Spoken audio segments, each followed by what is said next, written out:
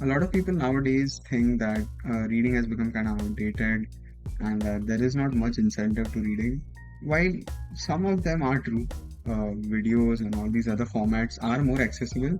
I feel like this one reason is why you should still read in 2025 and why it's exclusive to reading, why only reading can make you better at this. That skill is having conversations. It's having conversations with multiple people. Reading is the way to go for it, right? You see these people like Lex Friedman or any of these popular podcasters, and it really is a skill to be able to talk to an astrophysicist and uh, an Instagram influencer at the same time. That's What do you think about Twitter? What do you think about all the fun activity happening recently since Elon bought Twitter? I think he should make me CEO, like I tweeted. And that mastering and controlling fusion allows us to converts us into a type 1, I guess, civilization, right? Yeah, probably the backbone of what it. it really does is require some skill. And the reason why reading, only specifically reading, helps you in this. And I'll tell you why. Now, let's see how reading fares in comparison to other forms of content. Now, one thing which I want to say before I start this video is knowledgeable content is not knowledge. It's just content that just so happens to be knowledgeable. Okay? Again, by knowledgeable content, I don't mean video lectures, in-depth video documentaries or video essays, that are like very elaborate. I mean, you know what I mean, right? Knowledgeable content. That type of stuff that if you want to know, if you see a topic that interests you, go on YouTube, watch the first video that comes. It's probably like 10 minutes, 12 minutes, and that's it. You think, okay, fine. It's pretty good. I understood everything. Again, they think that just because they watch these videos, that's more than enough, and they shouldn't go deep or read about it. So first thing is that. Now let's see how it helps. The first reason why is you are bound to remember one book, even if it's like 100 pages long, much more than watching 10 videos, right? Because reading requires so much of physical effort, conscious effort, and it requires so much of your time. You are bound to mention it in conversations, right? It's like a ego thing.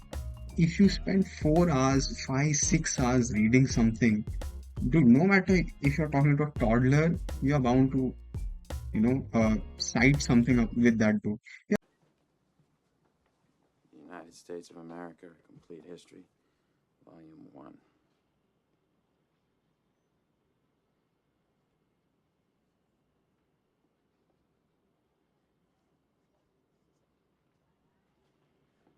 Jesus. You want to read a real history book, read Howard Zinn's People's History of the United States. That book will fucking knock you on your ass. Better than Chomsky's Manufacturing Consent? You think that's a good book? Fucking people baffle me. That book, you're bound to mention it. That's just how it is. Because you spend so much effort in that book, you're like, you know what, I want to get something worthwhile out of it. And what's better than flexing, that information in conversations? So number one is this: you're going to be much more engaging in conversations because you're bound to mention one book. Videos, not really, because again, they're kind of easy. Second, it's more credible to cite a book than it is to cite a video. Right? I mean, saying that, oh, I saw that in that video, it's not credible, right? But to say that, oh yeah, I read this in that book, it's kind of credible. The reason why, again, because 90% of the people just watch, right?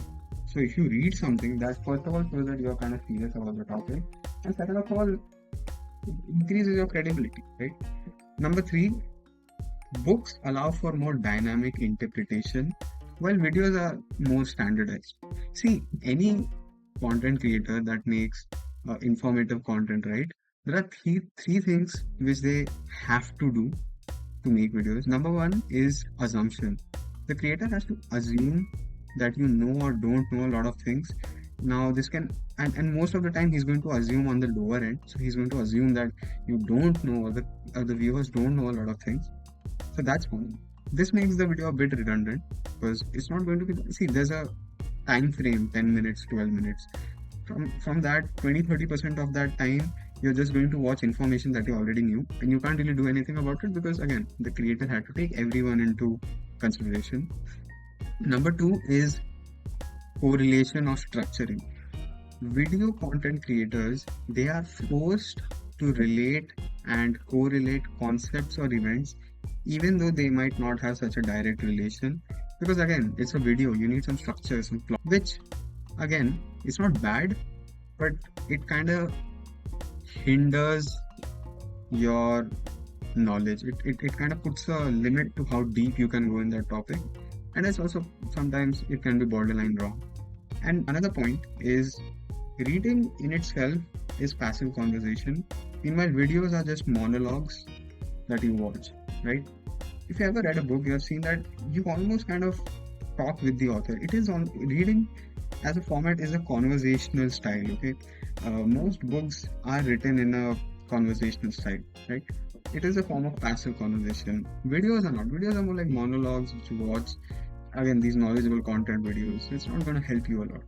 So it's going to be more natural for you to cite books or to have conversations if you have read a lot of books. So You're a grad student. You just got finished reading some Marxian historian, Pete Garrison probably. You're going to be convinced of that till next month when you get to James Lemon. Then you're going to be talking about how the economies of Virginia and Pennsylvania were entrepreneurial and capitalist way back in 1740. That's going to last until next year. You're going to be in here regurgitating Gordon Wood, talking about, you know, the pre-revolutionary utopia and the capital forming effects of military mobilization.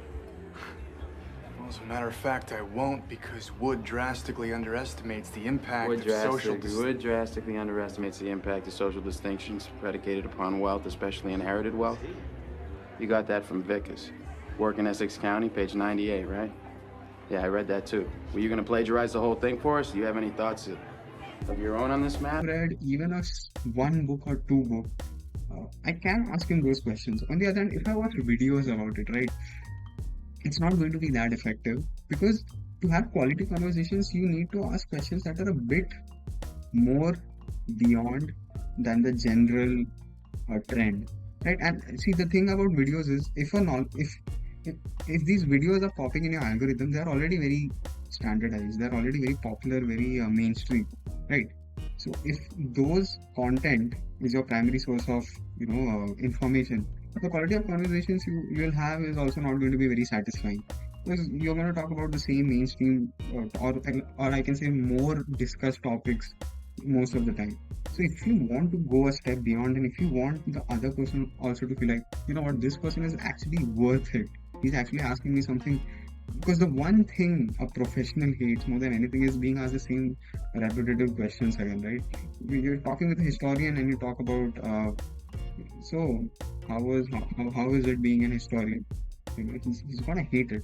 If you ask him something even a bit niche, even a bit in depth, he's gonna spill out everything.